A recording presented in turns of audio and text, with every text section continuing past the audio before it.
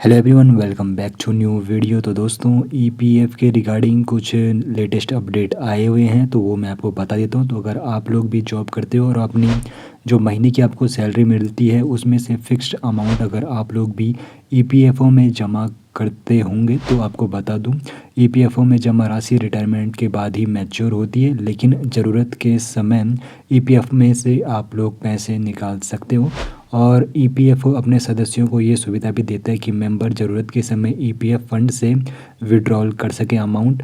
अगर आप लोग भी अपने ईपीएफ अकाउंट से रुपए विड्रॉल करने के बारे में सोच रहे हो तो आपको बताना चाहता हूँ, कुछ नए रूल्स यहाँ पर आए हुए हैं।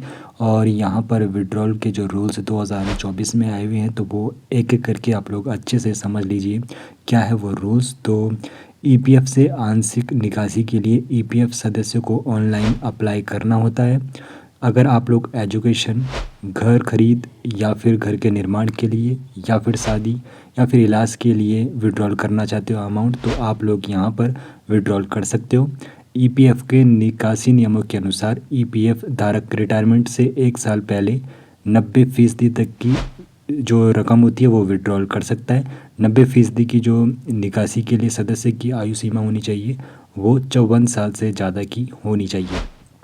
आजकल जैसे कि कई कंपनियां काफ़ी ज़्यादा फायरिंग कर रही है, तो ऐसे में ईपीएफओ के नियमों के अनुसार अगर छटनी होती है और कर्मचारी रिटायरमेंट से पहले बेरोजगार हो जाता है तो वह ईपीएफ फंड से पैसे निकाल सकता है। ये नए नियम में संशोधन हुआ है।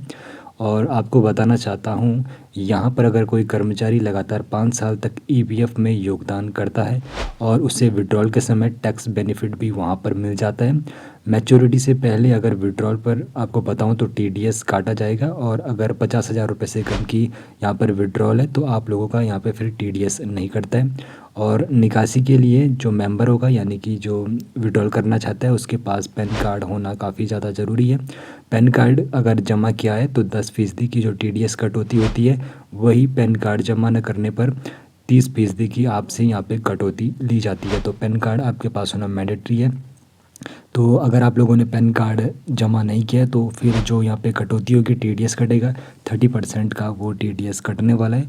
और आपको बताना चाहता हूँ, जो आप विड्रॉल करना चाहते हो ईपीएफ से अपने ईपीएफ अकाउंट से, तो ईपीएफ मेंबर को ईपीएफ के पोर्टल या फिर उमंग एप्लीकेशन है वहाँ पर सबसे पहले ऑनलाइन आवेदन करना होता है। और उसके बाद जब आपको मंजूरी मिल जाती है तो जो मेंबर होगा बैंक अकाउंट में उसके पैसे आ जाते हैं। तो इस प्रकार आप लोग उमंग एप्लीकेशन पर जाकर या फिर ईपीएफ के यहाँ पे ऑफिशियल पोर्टल पर जाकर वहाँ से आप लोग विड्रॉल की प्रोसेस शुरू कर सकते हो।